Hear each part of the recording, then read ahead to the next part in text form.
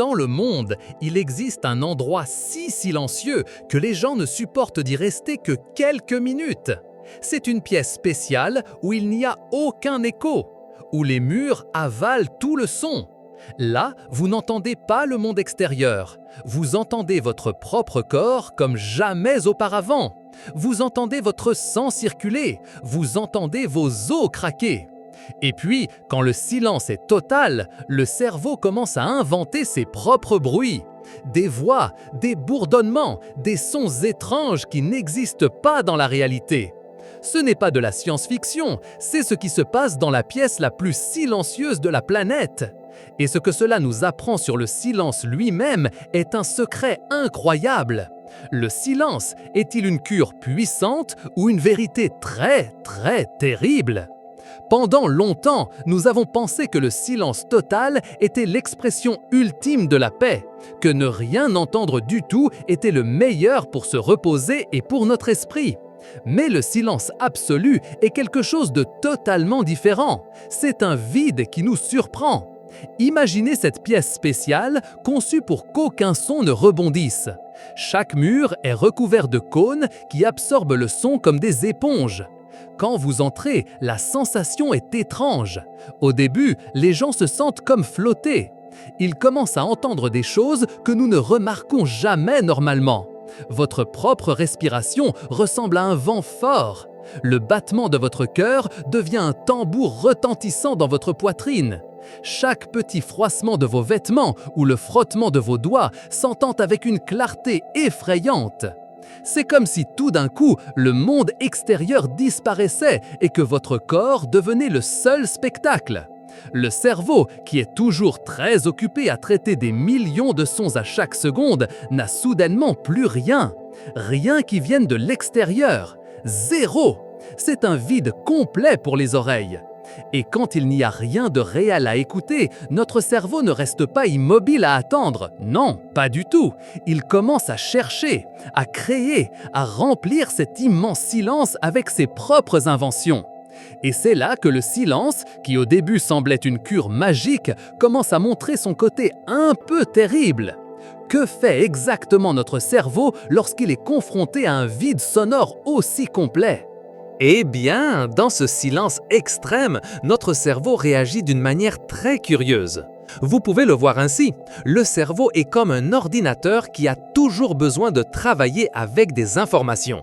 Si vous lui retirez toutes les informations sonores de l'extérieur, l'ordinateur ne s'éteint pas. Il commence à traiter ce qu'il a à l'intérieur, c'est-à-dire lui-même. Beaucoup de gens dans ces pièces super silencieuses commencent à entendre un bourdonnement constant, un sifflement qui ne s'arrête pas. Certains décrivent entendre une sorte de grésillement, comme celui d'une vieille radio cherchant une station. D'autres, quelque chose d'encore plus étrange, de petites mélodies ou même des voix qui semblent leur parler. Ce n'est pas que ces personnes deviennent folles, pas du tout. C'est leur cerveau qui essaie de combler un vide. C'est un mécanisme de défense. Comme un artiste qui a une toile vierge et ressent le besoin urgent de peindre quelque chose, n'importe quoi, pour qu'elle ne soit pas vide. Notre cerveau a besoin d'entendre et a besoin d'interpréter le monde à travers les sons. Si nous ne lui donnons pas cette information de manière normale, il la fabrique. C'est sa façon de rester occupé et d'essayer de comprendre ce qui se passe. Cela nous montre quelque chose d'important. Le silence total, le vide absolu, n'est pas la même chose que la paix. C'est un état que notre cerveau ne sait pas comment gérer.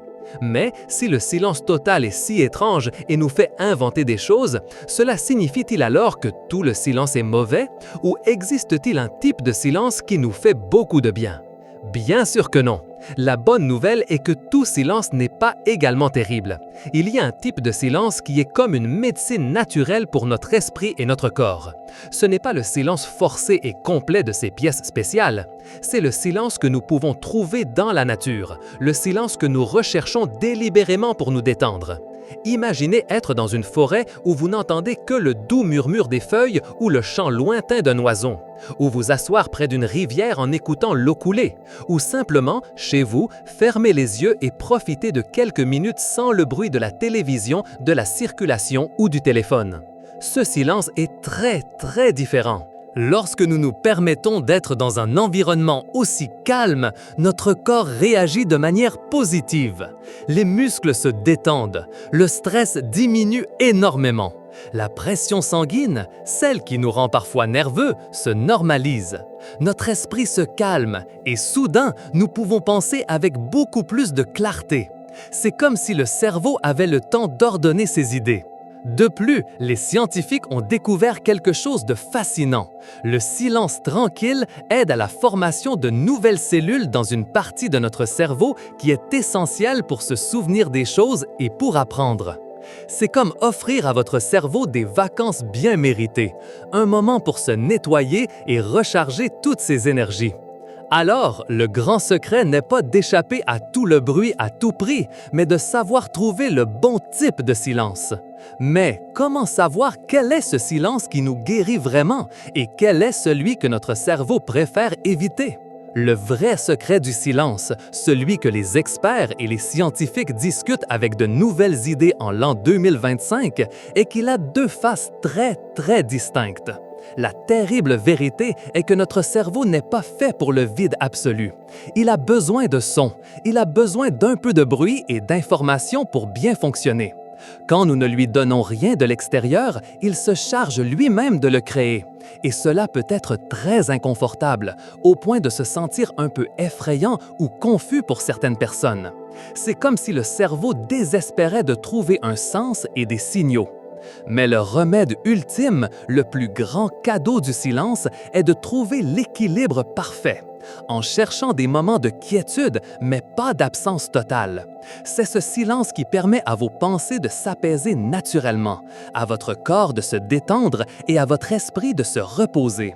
C'est le silence qui vous aide à vous connecter avec vous-même, à comprendre vos idées, à améliorer votre concentration.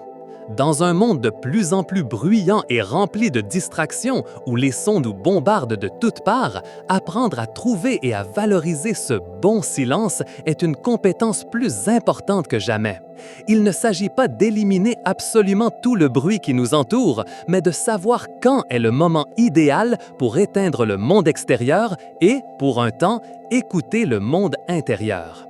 C'est la vraie clé pour utiliser le silence comme un outil puissant et fascinant pour notre santé mentale et physique. Qu'en penses-tu de tout cela? As-tu déjà cherché le silence délibérément? Ou t'y sens-tu mal à l'aise? Raconte-nous ton expérience dans les commentaires ci-dessous.